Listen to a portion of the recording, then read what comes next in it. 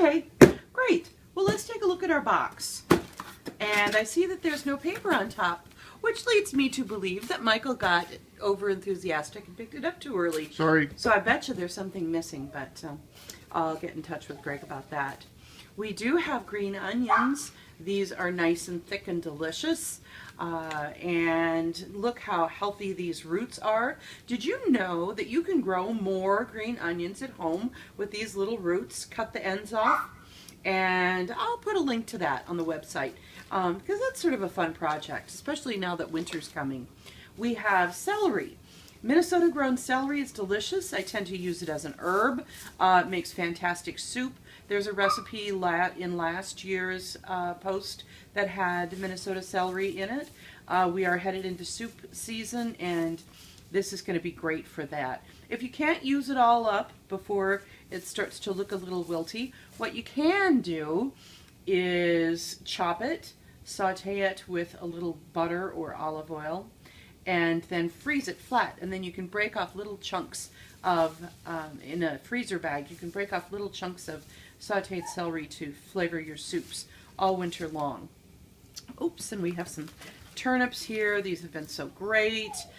Don't forget you can eat these raw. They're great sliced, and you know, use them as chips with dips. And peppers, I see some sweet peppers. These are the most delicious of the whole year. I love these grilled up whole, and then in salads just raw as they are. And look at these gorgeous carrots. Aren't they pretty? All the different colors. And did you know that carrots were not originally orange? Carrots were originally other colors, mostly the red, and then often the yellows. And orange was bred as a specialty crop, sort of as a favor for the Dutch king. Is that right? Yes. I think. Yes, House of Orange. That was a big deal. If you want these to, look at these gorgeous tops. And they are edible too, but they're really strong tasting, and it's hard to eat a whole bunch of these. Just using them as a little bit of seasoning, like a strong flavored celery is good. But to get these to store long term, you'll want to cut the tops off and then store them separate from the roots. You can hear the dog barking, sad, frantic to get in. Okay, so the potatoes are still fabulous. You can see that the skins are getting a little tougher, and these will last a little bit longer than those super fresh, newly dug ones. And the star of the show is the Romanesco. Okay, Michael, what's this called? A fractal. It's a fractal. It's a fractal. Why is it a fractal?